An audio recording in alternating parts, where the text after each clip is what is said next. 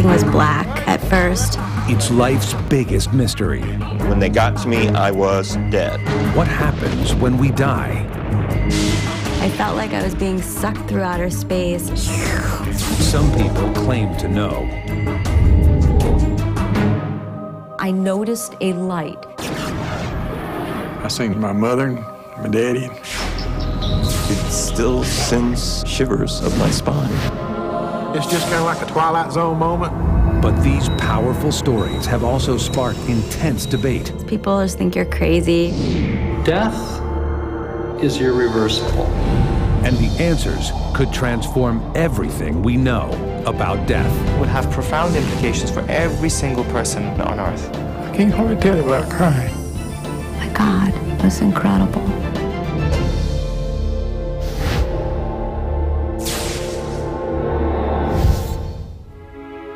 Prior to the accident, I had never heard of a near-death experience, really.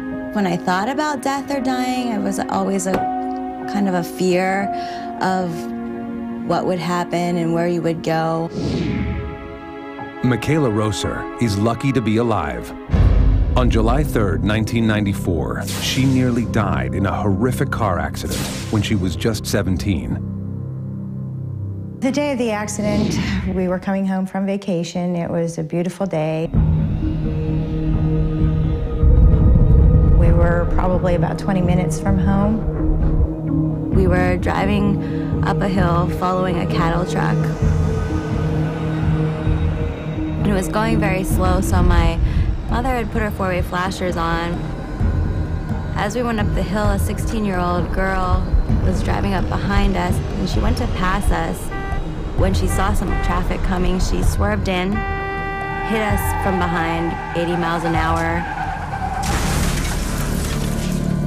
Our car continued underneath the cattle truck, and it drug us for about a football field in length. And the seat went up, and the roof came down, and we cracked our heads off of the ceiling. I thought that was it. I thought we were just going to be decapitated. Dr. Scott Magley was one of the first responders on the scene. Michaela was unconscious. The metal around her was so bent and deformed you couldn't get where Michaela was sitting. I wasn't even sure if she was breathing.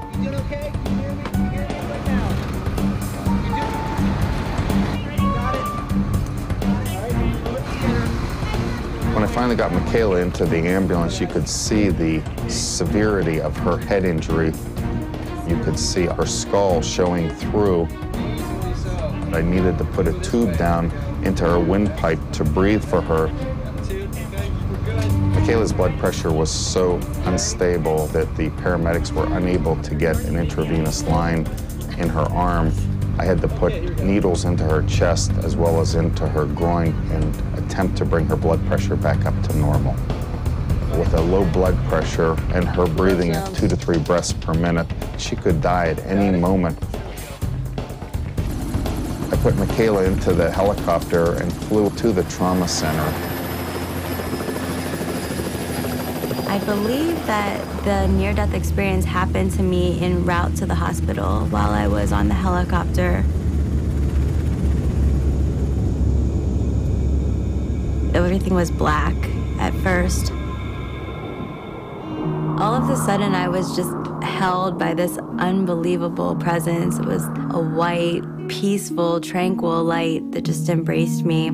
I couldn't see a face or a physical form of who was holding me, but I knew that it was someone that loved me, and I knew that it was someone I could trust. I guess I would say God. I'd think of a question and the answer was already there. There was just this all-knowingness about the experience that you understood you're part of the grand design.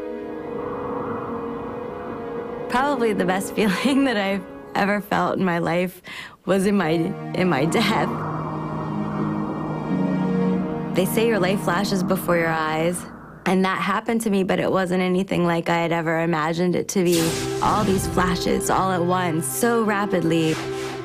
When I was a little girl, dancing and singing, playing Ring Around the Rosie, being disciplined by my parents. Things in the present of all the stuff that was happening with the accident. also seeing into my future and seeing me with my grandchildren, the past, present, and future all at the same time, just bombarding me. And I realized if I went to this other place, I would be fine. I would still be. I just would never be able to have this life and live this life in this body or this form ever again. Immediately started fighting and crying and begging God, please God, I don't want to die, I don't want to die. And then all at once, I felt like I was being sucked through outer space. And then there I was, up in the corner of my hospital room, watching my body just laying there in the bed. And I realized that I made it. I'm back. The events Michaela describes may seem remarkable, but they're similar to ones shared by thousands of near-death survivors. There's something going on with near-death experiences that we don't understand and we can't explain with any of our current medical and scientific knowledge about physiology or psychology. Dr. Kevin Nelson disagrees. He believes the dramatic visions Michaela and others experience in moments of trauma have nothing to do with death and are actually more like dreams brought on by severe drops in blood pressure. Death is irreversible. There's no coming back from physical death. We have a switch deep in our brain that determines whether or not we are in wakefulness or we're in REM sleep. During the low blood pressure, some people have a propensity to having that REM switch triggered, and this can be associated with visual hallucinations. You're not asleep, you're actually awake, but you get aspects of REM that can intrude during this time of crisis. Most of us have had dreams and understand the sense of unreality, how events in the dreams skip around and how the dreams are quickly forgotten. That has nothing to do with the near-death experience. People's hallucinations are different. In terms of people who've died, there is a universal experience that takes place. And so I wouldn't define it as a hallucination because it seems to be real for everybody. But Michaela's own experience was far from over.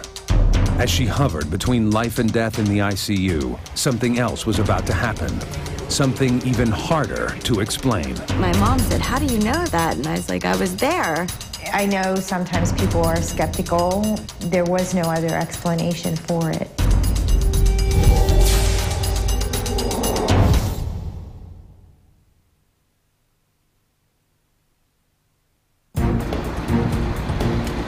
Michaela Rosser was in extremely grave condition following the car accident that nearly claimed her life. By the time she was medevaced to a nearby shock trauma center, the 17-year-old had slipped into a deep coma. But surprisingly, her extraordinary near-death experience didn't end there. In fact, it would soon take on a bizarre new twist that's even harder to explain. I was watching from above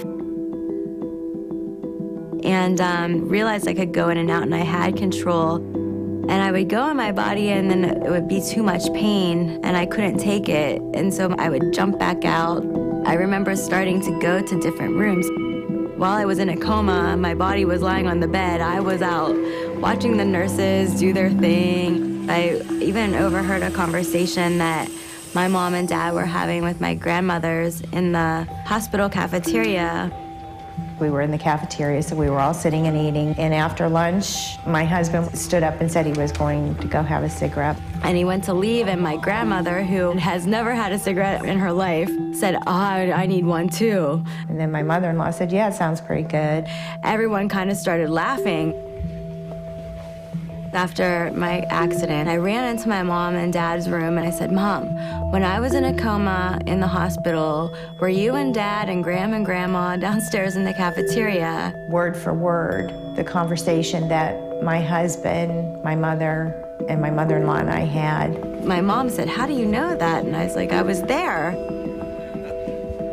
I know sometimes people are skeptical, and probably at first I had a little bit of skepticism too. But in her talking about her experiences, what she saw, what she was able to know, there was no other explanation for it. other than she did have this out-of-body experience. Out-of-body experiences are an illusion. They feel very real, but they're not. They're an illusion. Michaela's blow-by-blow description of her family's conversation may seem almost impossible to account for. But researchers like Dr. Nelson believe it's simply a matter of her unconscious mind continuing to absorb and process information in the wake of the trauma. I am sure they had conversations about what happened to her in the hospital while she was in the hospital. There may be little sidebars, little snippets of conversation here and there that get incorporated into the memory. Many experts agree it is possible Michaela could have sensed and formed memories about the world around her while in a coma. But it's harder to imagine how she could have recounted the conversation so precisely, particularly given the extent of her injuries. When you have any kind of insult, any kind of event that takes place in the brain, people tend to have what's called an acute confusional state. So your brain circuits aren't working very well, and so you're not able to form memories properly. There's no explanation for how people can have not only a lucid, organized, conscious experience during a near-death experience, but have so much lucid, organized, conscious experience in such a short time span. It took about 13 years for me to really understand and accept the experience as it was. At first, it was very scary to talk to people about it because people just think you're crazy or they think you're making it up. It doesn't matter what any science can prove. They can't take that experience away from me. Before the accident, I was a little hesitant to try certain things or to put myself out there. I really, truly thank God every day for letting this happen to me because it helped me to motivate myself to do the things that I wanted to do and accomplish the things I wanted to accomplish in my life. It also gives me an inspiration to go out and connect with others and try to help others find their happiness. It's changed my life forever. Doug Taylor was also transformed by his moment of death and the strange and tragic coincidence that it revealed. They believe I had been dead somewhere between 3 and 5 minutes. Under any circumstances, that's an extraordinary story.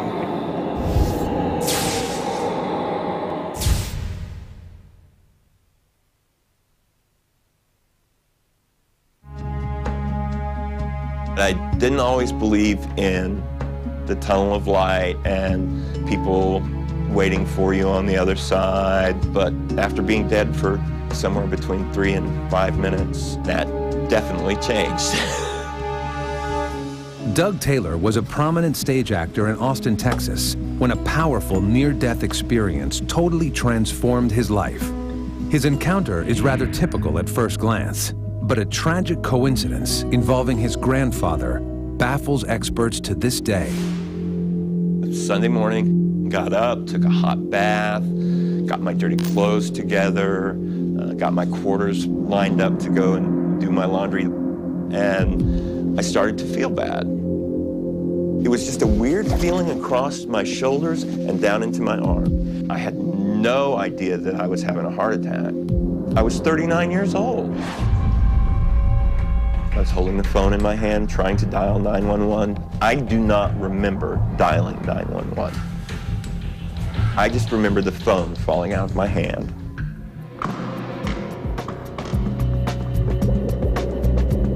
The 911 operator answered. She got no response, so she called the fire department, which luckily is 2.5 blocks from my house.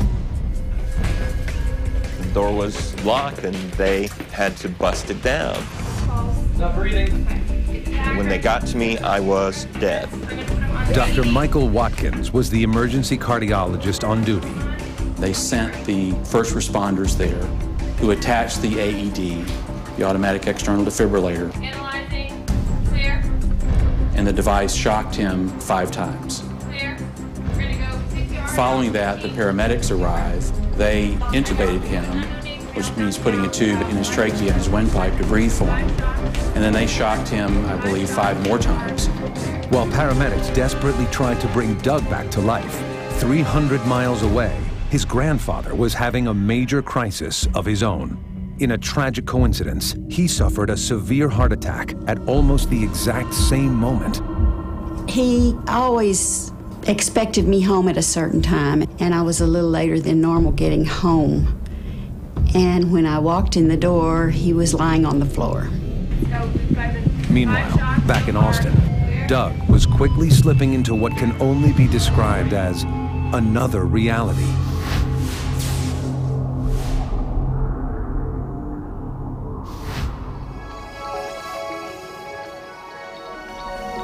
Well, I didn't see the tunnel of light that everyone talks about. I just saw an expanse of white.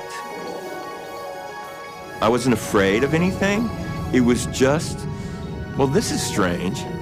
To my right, there was a shadow of an oak tree and people standing underneath it. So I went that way. And as I got closer, I recognized the people standing towards the front. My Uncle Glenn and my Aunt Lala and my grandmother. There must have been 20, 25 people there. And I asked everybody the same thing. What am I doing here? Where are we? And the only thing they would say to me is, we're not waiting for you. Go home. The last conscious memory I had on that side was of my grandfather's voice. I felt his presence, but I didn't see him. And I heard him say, you're the luckiest boy I know. Doug arrived at the hospital in extremely critical condition. 2 of the 3 arteries to his heart were almost entirely blocked. When I first saw Doug at the hospital, he of course was in ICU. He was dead white, he had no color at all. I realized I had to call his family. 300 miles away, Doug's mother Glynis was in another hospital tending to her father, who in a shocking twist had just suffered a heart attack himself. My sister and I were in ICU with my father, and my niece came in and she said, Aunt Glynis, there's someone on the phone for you. And something about Doug had a heart attack. And I said, oh, Pam, they just are confused with your grandfather and Uncle Doug. And she said, I don't think so. Well, I'm sorry, but they both had a heart attack. It was a very hard time. It was hard to leave my father, but I had to be with my son, only 39 years old and having a heart attack. Shortly after that, my sister called to tell me that my father had passed away. And I thought, you know, is this going to be Doug's fate too? You know, am I going to lose both of them at the same time? After 2 major heart surgeries, Doug remained in critical condition. 3 days later, he finally regained consciousness. He opened his eyes and we were so excited. Then he wanted to know, how's Gaga? It is a little unusual that he would ask me about his grandfather every time I went in there. And I said, oh, he's okay, because the doctor said, do not tell him. So we had to wait, and we didn't tell him until Thursday morning. I didn't put it all together until my mother told me Gaga had died. It came back to me what they said, we're not waiting for you, go home. They weren't waiting for me. They were waiting for my grandfather. I was coming back, and he was going home.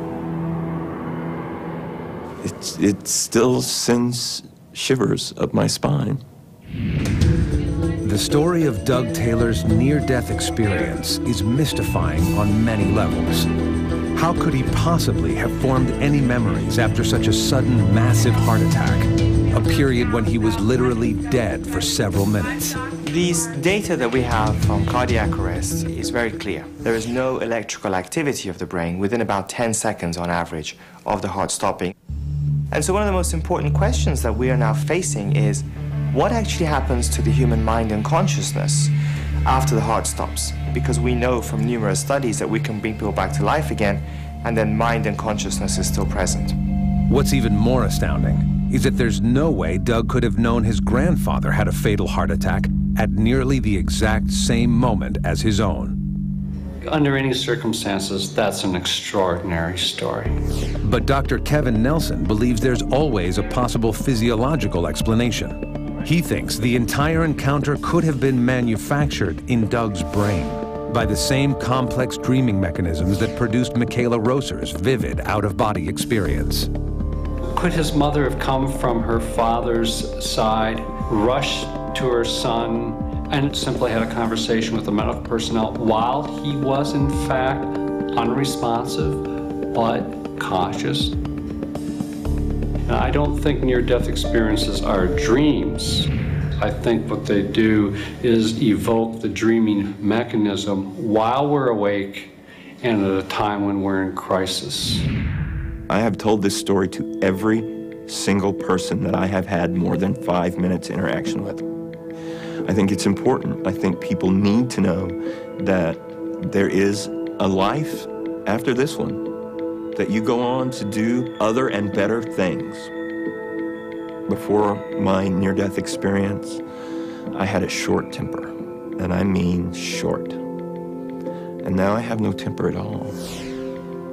It's hard for me to express the warmth, the love, the understanding that I felt, so people walk away from that conversation I have with them going, wow, that's what I want to happen to me. That's where I want to go.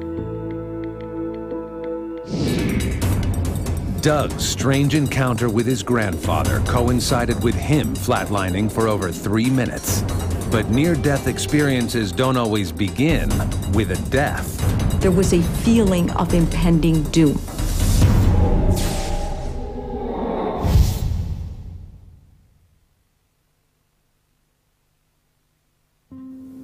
Personally, I was not religious.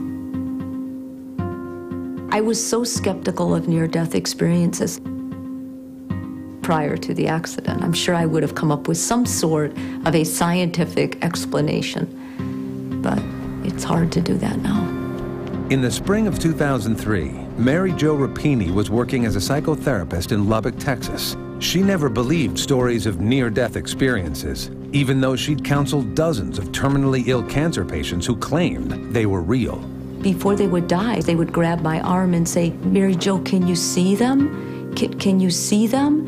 And I would not even look up. I would just say, "No, I don't see them." But on the morning before Easter Sunday, those doubts would be erased forever.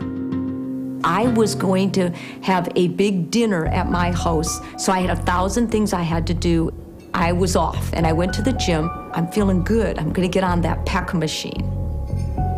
I pushed this one machine to my max.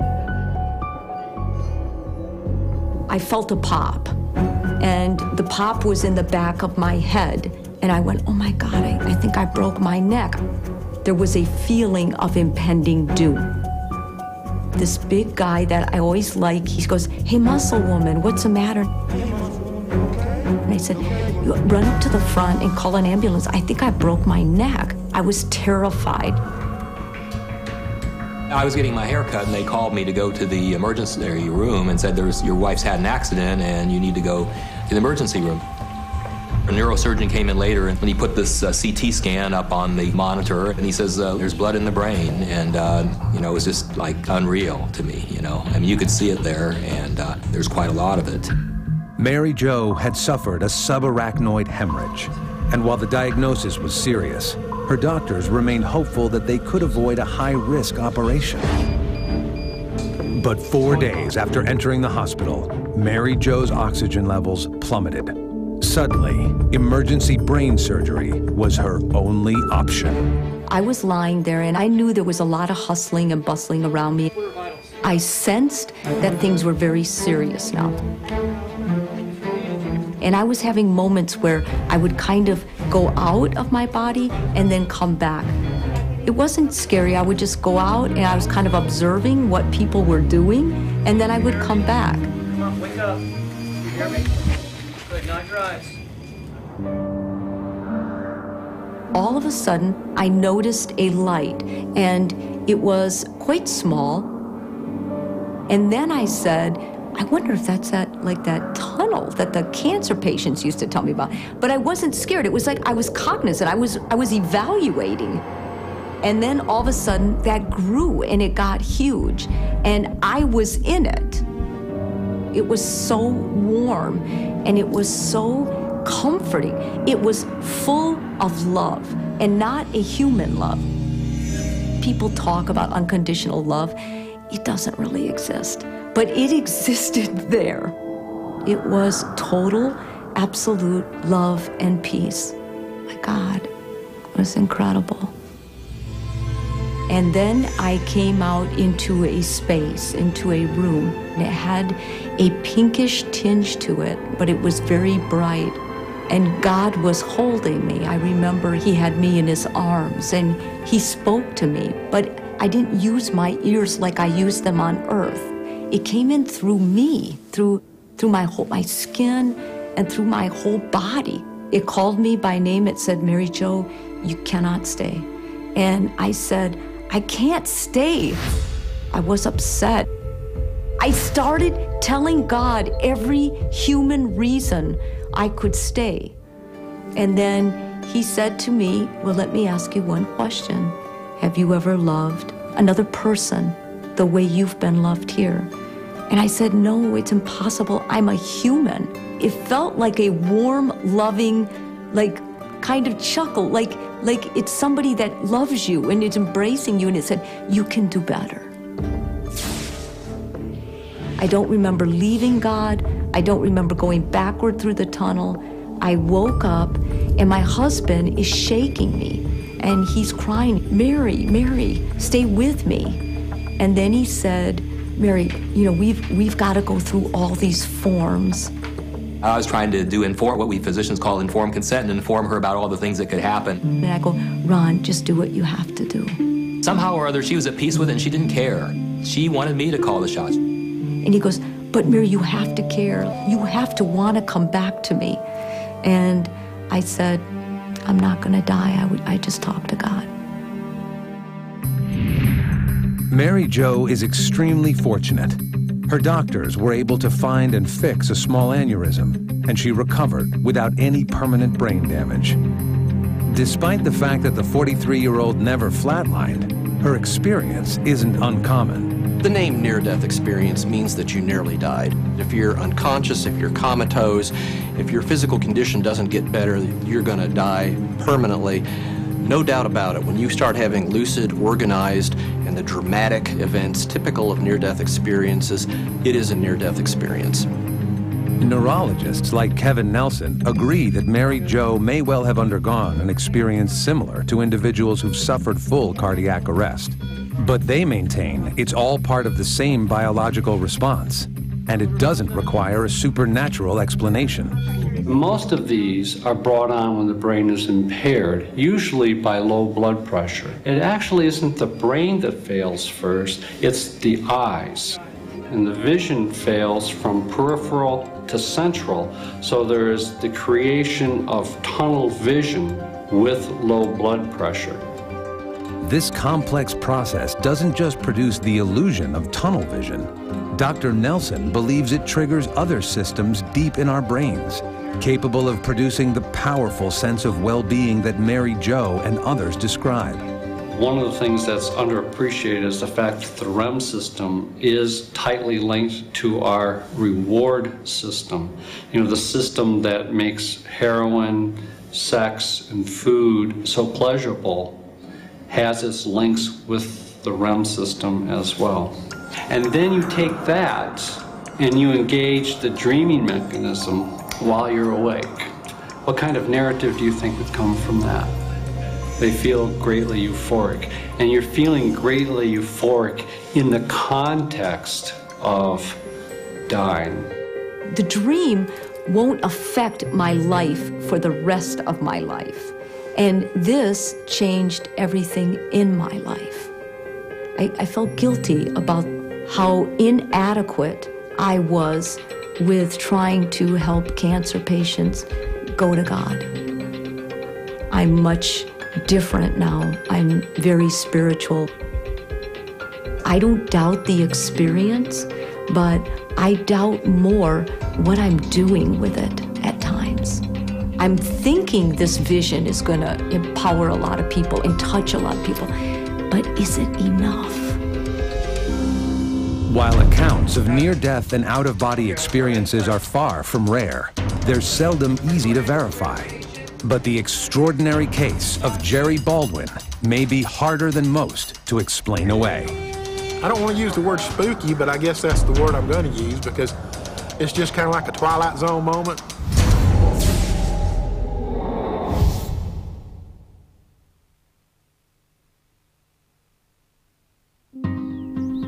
Before I had my near-death experience, I had never read one. I never heard anybody talk about one. If somebody had told me about it, I would probably told them it was crazy.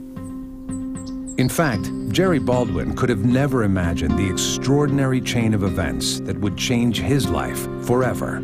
He was only 47 years old in the fall of 1993 when he decided to take an early retirement from his job as a master mechanic.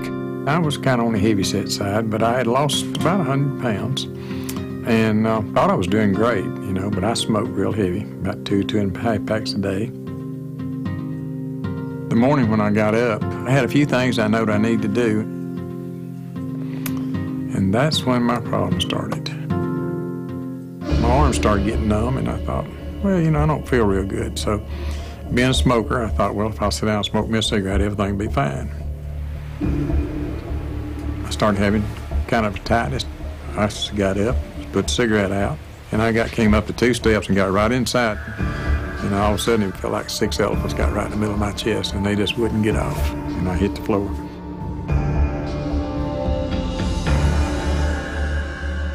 We received a call that there was a chest pain. Arrived on the scene. Jerry was laying on the couch. And then we started working on him, giving him oxygen, putting him on a cardiac monitor, starting IVs, things like that. And we talked to him and kind of got a sense of what was going on, what happened. I started having a feeling that I wasn't going to make it. Everything started getting kind of gray. I said, I'm fixing to leave you. And he said, what do you mean? I said, I'm fixing to die. And those are the last words to come out of my mouth. Jerry? Jerry, hello, Jerry? At that time, he arrested, he went unconscious and unresponsive. Okay, let's go ahead and move him down to the ground. One of the things that you do to a patient is you give them what we call a precordial thumb. So my partner reared back with a clenched fist and hit him in the chest a couple of 3 times. Once that didn't work, we got the paddles out, put the chest pads on him so we could defibrillate him. And then all of a sudden, it just went totally black. I mean, I was gone. I had the most peaceful feeling come over me I've ever had in my life. You know, I had no fear whatsoever. And the next thing I realized, there was no roof on my house anymore. I was floating out of my body, and I just floated up. It seemed like I was 4 or 5 feet above the room. You know, I could just see my wife, she had totally lost it. And my friend Grady, he had run outside. I turned and looked that direction, and I could see outside. There's no windows on that end of the house, so there's no possible way I could see him through a window. I don't know any other way to put it except he was sick and throwing up. And later, when I made it and got home, I told him about it. I told him exactly where he was standing, what he was doing, and he couldn't believe it. And he told me, yes, I was. And I was watching the EMTs work on me. It shocked me the first time with the defibrillators. That didn't get me back. And the second time, they shocked me, and it didn't get me back. Recharging, clear the patient. I got nothing. And while Steve was trying to charge the paddles up for the 3rd time, the battery went dead in our cardiac monitor, which was nothing unusual. That happened to us on occasion. Fortunately, help was on the way. A backup team of paramedics was already speeding toward Jerry's home. I looked to my left, I seen another ambulance coming in. And that was the backup ambulance that brought the other set of paddles. Later, I told them who was driving the ambulance now. I don't want to use the word spooky, but I guess that's the word I'm going to use because it's just kind of like a Twilight Zone moment. Jerry was trapped in limbo, and he wasn't sure if the backup paramedics would reach his body in time. But little did he know his extraordinary journey had only just begun. Next thing I know, head first, I went into that tunnel.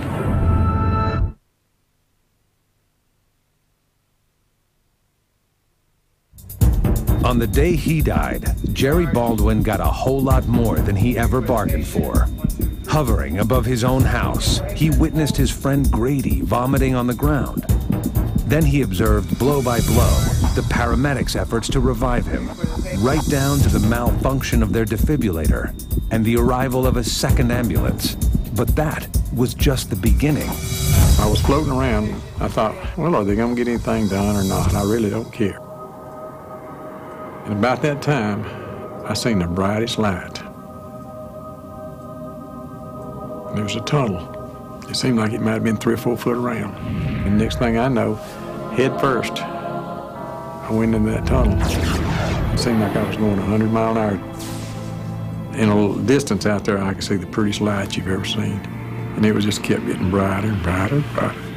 And then all of a sudden, I just come out the other end. And it was like you jumped in a swimming pool of milk, except it was light. And it just totally surrounded you.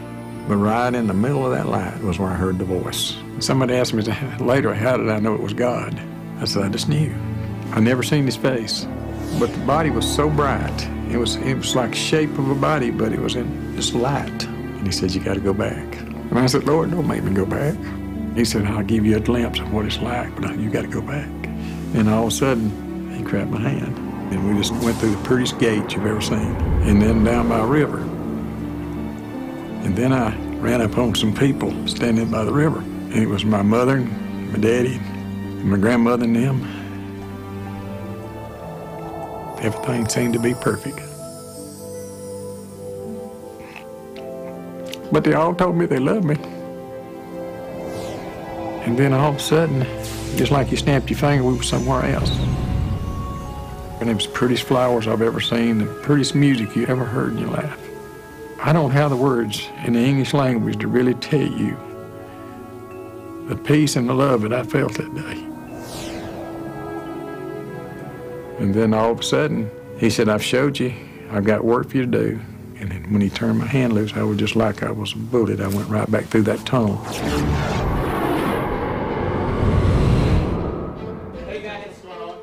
About this time, Curtis and Buck, who were another paramedic crew, they came in the door to assist us.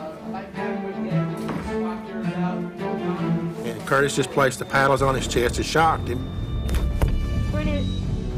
And that immediately brought him back. They said I was clinically dead for 3.5 to 4 minutes, and it seemed like I was gone 3.5 to 4 months. Time just totally stood still. Jerry's dramatic story contains several surprising details.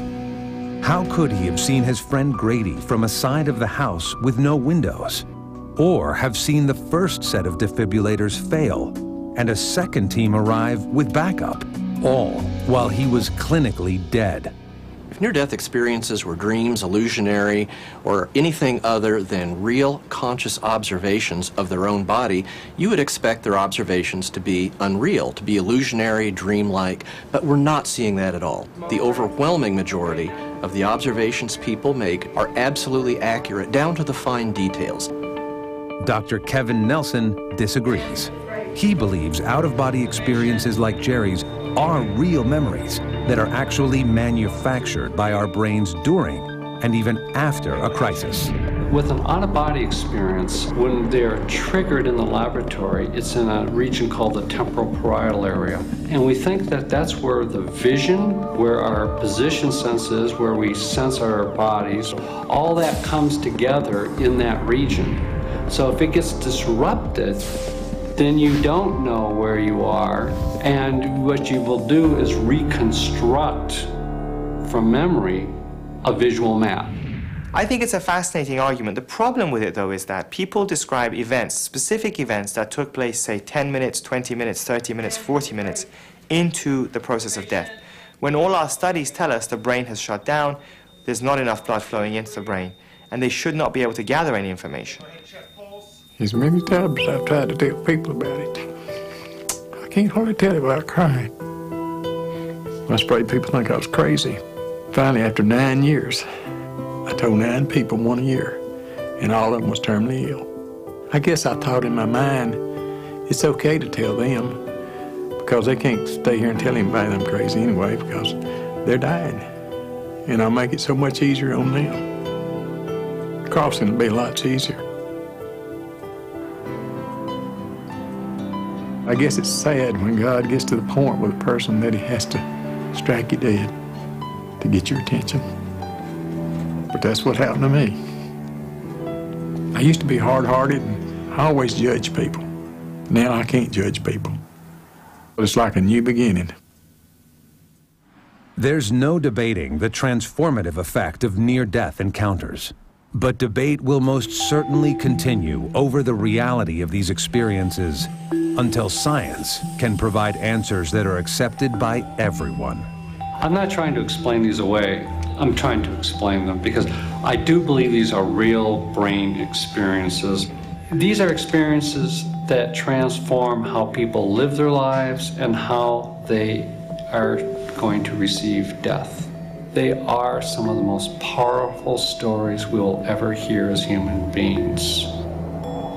But to take interpretations that are beyond the brain, that's faith. That's not science. I don't believe that near-death experiences are medically explicable at all. But even if there were a physiologic explanation that actually did account for near-death experience, then you still have this dramatic process that people describe, these dramatic experiences where they're more lucid than their everyday earthly existence. No matter what the cause of near-death experiences, they're still an amazing mystery. It's nothing like a dream. That was probably the most real thing I've ever experienced in my life, and the most meaningful thing I've ever experienced in my life. The doctors may have all kinds of answers, and you know what? I'm not a scientist. I can't argue that point. I can tell them what I know happened to me. There's no doubt that there's chemical changes going on inside your brain when you're going through trauma. But you can't explain that I could go down to the cafeteria and overhear a conversation and be able to describe it word for word. I'm not sure medical alone can explain it. In fact, the one thing I'm quite sure of is they cannot. I think of my life now as I have an incredible blessing. Prior to this accident, I was very fearful of death. I was terrified of it. I have no fear of death anymore. In fact, I'm quite sure I will embrace it.